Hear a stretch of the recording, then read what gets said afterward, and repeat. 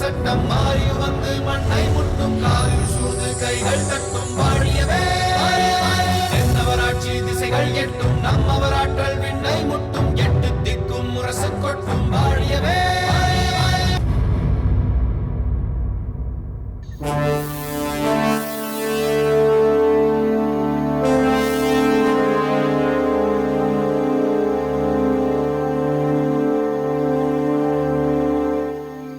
மணிமாறா, பட்டினப்பாலை அரங்கேற்ற விழாவில் இப்படி ஒரு சம்பவம் நடந்துவிட்டதே என வருத்தமாக இருக்கிறது. தாங்கள் ஏன் அப்படி நினைக்க வேண்டும்? இந்த நாளில் அரசரின் உயிருக்கு ஏற்பட்டிருந்த ஆபத்து நீங்கியது என்று மகிழ்ச்சி அடைவதுதான் பொருத்தமாக இருக்கும். இப்படி ஒரு நிகழ்ச்சி ஏற்பட காரணம் என்ன? இதேபோல் இதற்கு முன்பும் அரசரை கொல்ல 2 முறை முயற்சிகள் நடந்திருக்கின்றன. பகைவர்கள் பூம்புகாருக்குள் அவ்வளவு எளிதாக நுழைந்து அரண்மனை கொலுமண்டபம் வரை பிரவேசிக்க இடம் தந்து விட்டார்களா? பகைவர்கள் வெளியில் மட்டுமல்ல, பூம்புகாருக்குள்ளேயே இருக்கிறார்கள். கரிகால் சோழருக்கு எதிரான காரியங்களை செய்கிறார்கள். அந்த துரோகிகளை கண்டுபிடிப்பதில் மன்னர் சிரத்தை காட்டாமல் இருந்து விட்டார். அதன் விளைவுகள் விபரீதமாக போன பிறகுதான் சில நடவடிக்கைகளில் தீவிரமாக ஈடுபட்டிருக்கிறார். வியப்புக்குரிய செய்தியாக இருக்கிறதே. சோழ மண்டலத்துக்குள்ளேயே துரோகிகளா? இப்போது நான் சொல்வதை கேட்டால் இன்னும் வியப்படைவீர்கள். அப்படி என்ன நடந்தது? சொல்லுங்கள் மணிமாறா. மணிமாறா, ஏன் அக்கம் பக்கம் பார்க்கிறீர்கள்? சில விஷயத்தை ரகசியமாக சொல்ல வேண்டியிருக்கிறது. எதுவாயினும் சொல்லுங்கள். அந்த இருங்கோவேலுடன் தொடர்பு கொண்டு துரோகம் புரிந்தார் என்ற காரணத்திற்காக புலவர் காரிக்கண்ணனாரையே சிறையில் அடைத்து வைத்திருக்கிறார் மன்னர். என்ன? புலவர் காரிக்கண்ணனார் ராஜ துரோகியா? அவரை மாமன்னர் சிறையில் அடைத்திருக்கிறாரா? ஆமாம், ஆனால் அது எனக்கு தெரியாது என்று மன்னர் நினைத்துக் கொண்டிருக்கிறார். ஆனால் அரண்மனையில் உள்ள முக்கியமான வீரர்கள் மூலம் நான் இதை அறிந்து கொண்டேன். யவனக்கிழவர் வேடத்தில் வந்த இருங்கோவேலுடன் காரைக்கண்ணனார் பேசிக் கொண்டிருந்த போது பிடிபட்டிருக்கிறார். ஆனால் இருங்கோவேலை தப்பிக்க வைப்பதற்காக வீரர்களை ஏமாற்றி தாமே யவனக்கிழவர் வேடத்தில் வந்து பேரரசரிடம் அகப்பட்டுக் கொண்டிருக்கிறார். இது என்ன விபரீதம்? என்னால் நம்பவே முடியவில்லையே. ஆம், செய்தியை கேட்டபோது நானும் நம்பவில்லை புலவர் பெருமானே. மன்னர் காரிக்கண்ணனாரிடம் அளவு கடந்த அன்பு வைத்திருந்தார் என்றும் அவரை பொன்னை போல் போற்றி வந்தார் என்றும் சொன்னார்கள். ஆனால் மயில் தொகைக்குள் முள்ளம் பன்றி மறைந்து கொண்டிருக்கிறது. இது தமிழுக்கே அவமானம். அன்பும் அமைதியும் நிறைந்த காரிக்கண்ணனாருக்குள் வஞ்சம் ஒளிந்திருந்தது எப்படி என்று எனக்கு புரியவில்லை. என்ன செய்வது? நான் எப்படியாவது காரிக்கண்ணனாரை உடனே சந்திக்க வேண்டும். அது அவ்வளவு எளிதான செயல் இல்லையே. மணிமாறா, நான் பட்டினப்பாலை ஏற்றி முடித்ததும் கரைகாணா இன்பம் கொண்டேன். அரசவையில் அந்த பாடல் அரங்கேறியதும் என் பிறவி பயனை அடைந்து விட்டதாக பெரும் மகிழ்ச்சி அடைந்தேன். பொன்னையும் மணியையும் திருமாவளவர் வாரி வழங்கிய போது என் தமிழ் நெஞ்சம் விம்மி உயர்ந்தது. வாழ்க தமிழ் என்று வான்முட்ட உயர்ந்த ஒலி என்னையே மறக்கச் செய்தது. அந்த சமயத்தில் மின்னலென தோன்றிய கொலை வெறி என் உயிரையே கொத்தி தின்றது. இருப்பினும் அந்த சதியிலிருந்து பேரரசர் பிழைத்துக் கொண்டார் என்பதைக் கண்டு அந்த வேதனை கூட சகித்துக் கொண்டேன். ஆனால் நான் கொண்ட மகிழ்ச்சிக்கு மாறாக இன்றைய வேதனைகளுக்கு சிகரமாக அமைந்துவிட்டது காரிக்கண்ணனாரை பற்றிய செய்திகள். இதை பற்றிய உண்மைகள் எனக்கு தெரிந்தாக வேண்டும். அதற்கு நீதான் ஒரு வழி செய்ய வேண்டும். புலவர் பெருமானே, தங்கள் மன உளைச்சல் எனக்கு புரிகிறது. கொஞ்சம் பொறுத்திருங்கள். அமைதியின்றி தவித்துக் கொண்டிருக்கும் அரசரின் மனம் ஒரு நிலைக்கு வரட்டும். மன்னரை கொல்ல வந்த பெருந்தேவிக்கு தாமே முன்னிருந்து நடத்தவிருக்கும் ஈமச் சடங்குகள் முடிவு பெறட்டும். அதன் பிறகு அவரை அணுகி காரிக்கண்ணனாரை சந்திக்க வழி காணலாம். தற்போது தாங்கள் நடந்ததை மறந்துவிட்டு நிம்மதியாக உறங்குங்கள். மற்றவைகளை நாளை காலை பேசலாம். வருகிறேன்.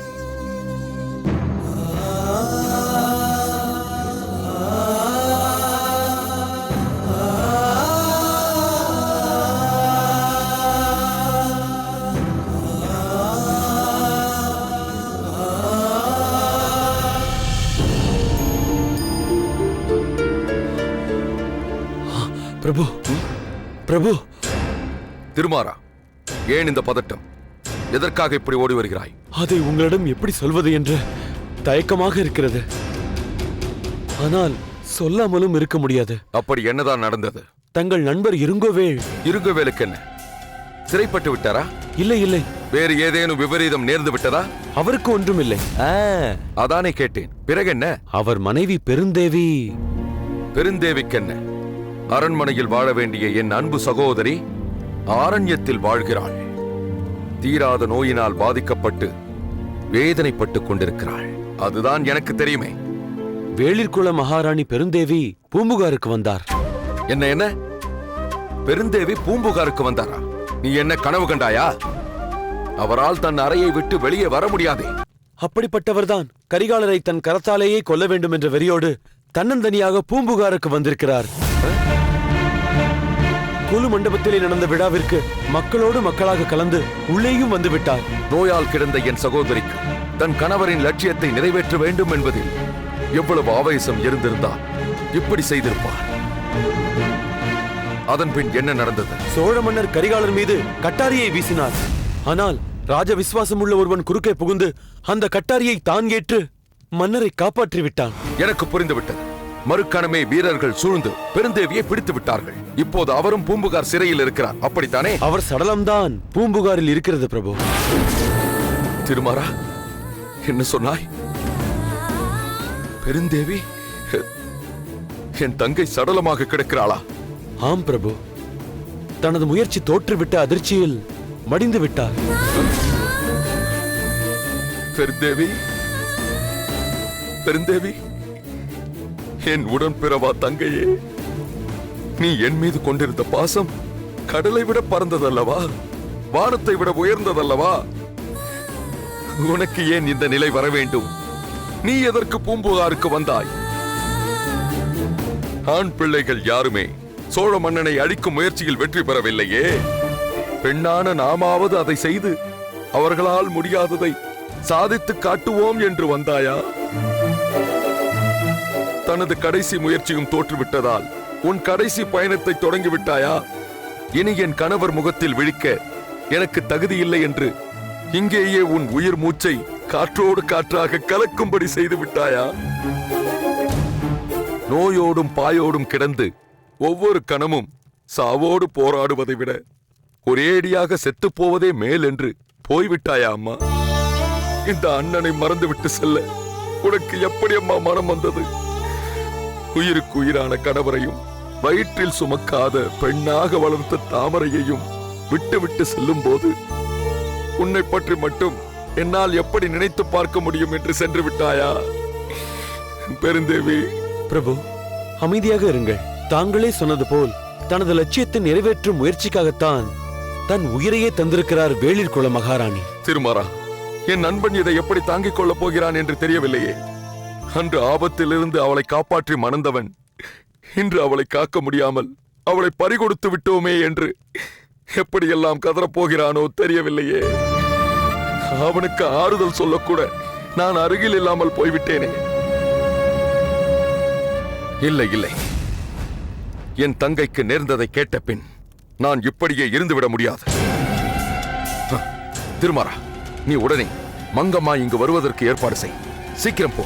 ஆணை பிரபு.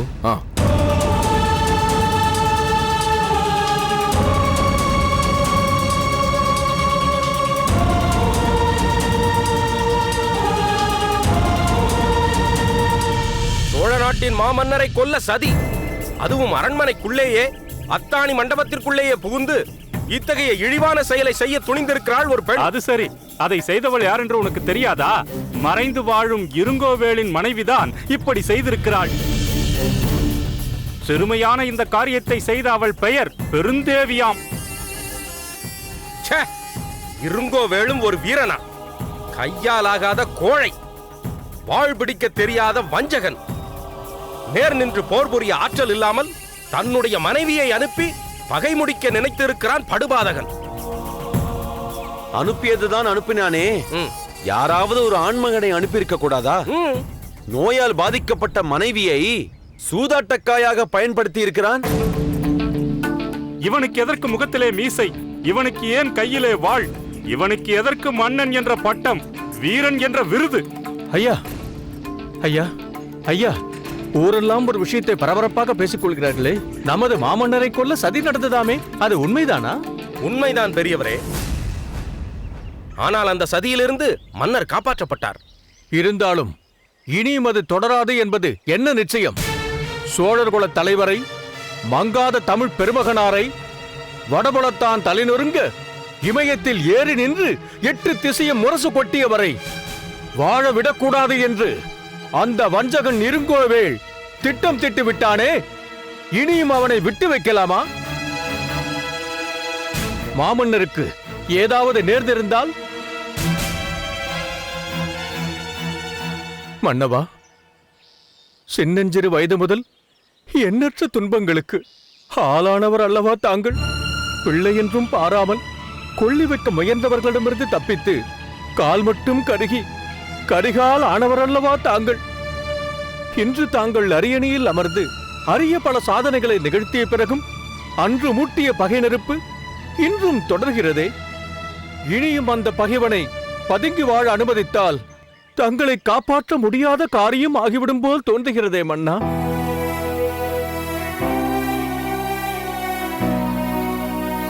பெரியவரே, உங்கள் கலக்கம் எங்களையும் கலங்க வைக்கிறது. மாமன்னரின் புகழ்பாடும் பாடல் ஒன்றை உருத்திரங்கண்ணனார் அரங்கேற்றம் செய்யும் அந்நாளிலேயே இப்படி நடந்ததை எங்களாலும் தாங்க முடியவில்லை. அப்படியானால் இப்போதே என்னுடன் வாருங்கள், நாம் அரண்மனைக்கு செல்வோம். வேந்தே, அந்த இருங்கோவேளின் விலா எலும்பை முறித்து அதிலே அழகான விசிறி ஒன்றை செய்கிற வரையில் என் உயிர் போகாது. தொய்ந்து போன எனது நரம்புகள் கூட முறுக்கேறிவிட்டன. அது இருங்கோவேளின் தலையை பணம் குலை போல் தொங்க விடாமல் ஓயாது என்று சொல்கிறேன். நாம் அனைவரும் இணைந்து போர் வேண்டும் என்று முழக்கமிடுவோம். ஆஹா, உங்கள் வீரத்தைக் கண்டு எங்கள் உடல் சிலிர்க்கிறது. இருந்தாலும் காட்டில் வாழும் இருங்கோவேளுக்கு இவ்வளவு துணிச்சல் எப்படி ஏற்பட்டது என்பதை பற்றி நாம் யோசிக்க வேண்டும். அதற்கு காரணம் நமது மாமன்னரின் பெருந்தன்மைதான். அவன் மறைந்திருக்கும் காடு எதுவென்று நமது மாமன்னருக்கு இதுவரை தெரியாமலா இருந்திருக்கும்? பதுங்கி வாழ்பவனை தேடிச் சென்று அழிப்பது தனக்கு பெருமையல்ல என்று கருதியிருப்பார். ஆனால் அவன் அப்படி இல்லையே. அவரை சதி செய்து மறைமுகமாக தாக்கியாவது கொன்றுவிட வேண்டும் என்று முயற்சித்திருக்கிறானே. பெண்ணை அனுப்பிவிட்டு பின்னால் நின்ற அந்த பேடியை இன்னுமா விட்டு வைப்பது? என்ன செய்யலாம் என்கிறாய்? நாம் வீட்டிற்கு ஒருவர் புறப்பட்டால் போதுமே, அவனை வேட்டையாடி விட்டு வந்து விடலாமே. சோழ நாட்டில் ஏராளமான படைகள் இருக்கின்றன. படை நடத்தி செல்ல பயிற்சி பெற்ற தளபதிகள் இருக்கிறார்கள். பொங்கி வரும் காவிரியின் சோழர் படை புறப்பட்டால் கங்கை வரை தடைகள் ஏது என்று போர்பரணி பாடியவர்கள் நமது வீரர்கள். அத்தோடு பாண்டிய படை தலைவரும் இங்குதான் இருக்கிறார். இவ்வளவு வலிமை இருந்தும் அந்த இருங்கோவேளை இவ்வளவு நாட்கள் விட்டு வைத்ததால் அல்லவா இந்த அளவுக்கு துணிந்து விட்டான். தாயை இகழ்ந்தவனை தாய் தடுத்தாலும் விடேன் என்பது போல மன்னரை கொல்ல முயன்றவனை மன்னரை தடுத்தாலும் விடமாட்டோம் என்று நாம் புறப்படுவோம். எப்படியாவது கானகத்திற்கு சென்று இருங்கோவேளின் படையை துவம்சம் செய்து அவன் மர மாளிகையை எரித்து சாம்பலாக்குவோம். இங்கு என்ன கூட்டம்? என்ன சத்தமாக பேசிக் கொண்டிருக்கிறீர்கள்? அரண்மனையில் ஒரு துயரமான சம்பவம் நடந்திருக்கும் போது இங்கு இப்படியெல்லாம் நின்று பேசிக் கொண்டிருக்க கூடாது. அமைதியாக கலைந்து செல்லுங்கள். செல்லுங்கள், நீங்களும் செல்லுங்கள்.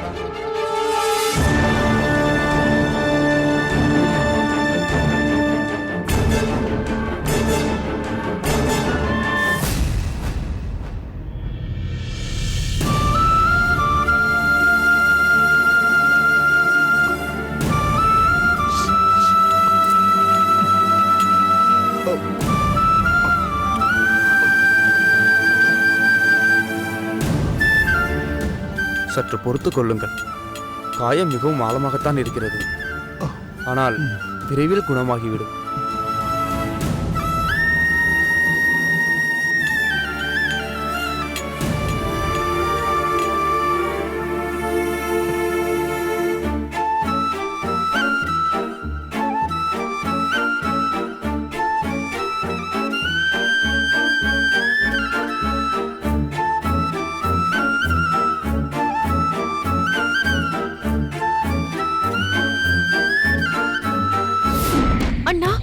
அண்ணியார் பெருந்தேவிக்கு என்ன நேர்ந்தது? அண்ணியார் மர மாளிகையை விட்டு வெளியே சென்று விட்டார்கள் அண்ணா. தாமரை, என்ன சொல்கிறாய்? ஆம் அண்ணா, அண்ணியார் புறவியில் ஏறி புறப்பட்டு போய்விட்டதாக விருமன் வந்து சொன்னார். அவள் குதிரையில் ஏறி போகும் வரை நீங்கள் எல்லாம் என்ன செய்து கொண்டிருந்தீர்கள்?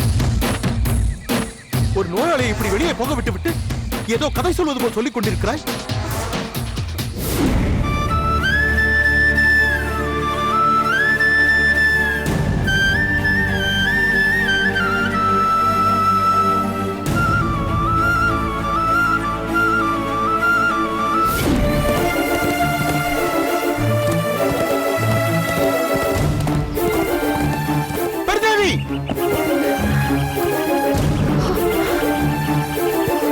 போகாதே.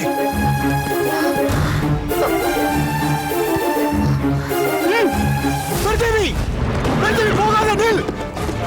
பெருந்தேவி, நான் சொல்வதை கேள். பெருந்தேவி, வேண்டாம். பெருந்தேவி, பெருந்தேவி நில். என் லட்சியத்தை நிறைவேற்ற விடாமல் என்னை தடுக்காதீர்கள். அப்படி என்ன லட்சியம்? கணவனின் மகிழ்ச்சிதான் மனைவியின் லட்சியம். அதற்காகத்தான் அந்த கரிகாலனை பழிவாங்க நான் சென்று கொண்டிருக்கிறேன். பெருந்தேவி, இது என்ன மூலத்தனம்? நீ இப்படி செய்து விட்டால் அது வீரத்துக்கே இழுக்கு. பெருந்தேவி, நான் சொல்வதை கேள். உன் உயிருக்கு ஆபத்து ஏற்படும். பரவாயில்லை, உங்களுக்காக என் உயிரை இழந்தால் அதைவிட மகிழ்ச்சி எனக்கு வேறில்லை.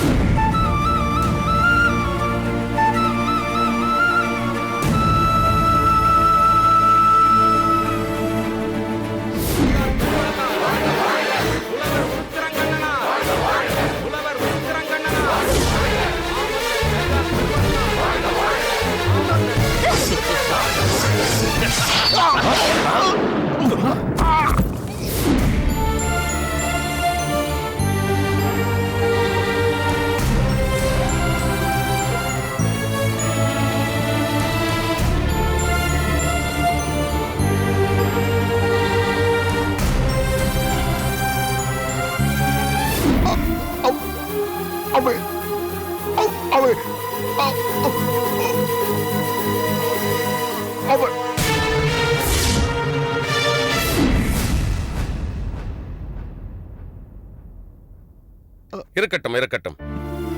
உடவனே, எப்படி இருக்கிறாய்?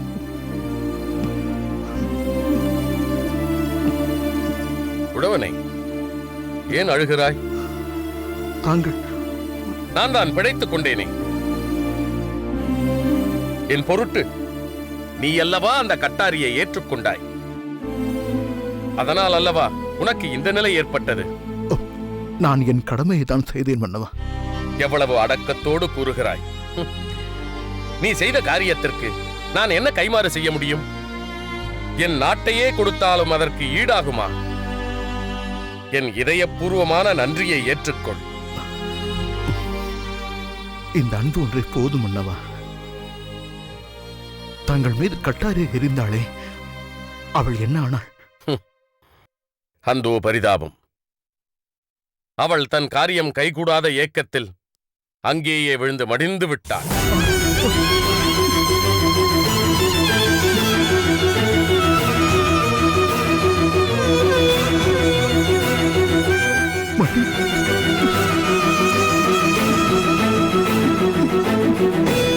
தங்கள் உயிரை பறிக்க வந்தவள் தன் உயிரை பறிகொடுத்து விட்டாளா? ஆமாம், அவள் மரணத்திற்கு நீதான் காரணம். ஆமாம், நீ குறுக்கே புகுந்து தடுத்திராவிட்டால் அவள் என்னை கொன்றிருப்பாள். தான் நினைத்ததை நிறைவேற்றி விட்டோம் என்ற நிம்மதி அவளுக்கு ஏற்பட்டிருக்கும். நான் அவள் சடலத்தை பார்த்தபோது, ஐயோ, நான் மடிந்திருக்க கூடாதா என்று தான் நினைத்தேன்.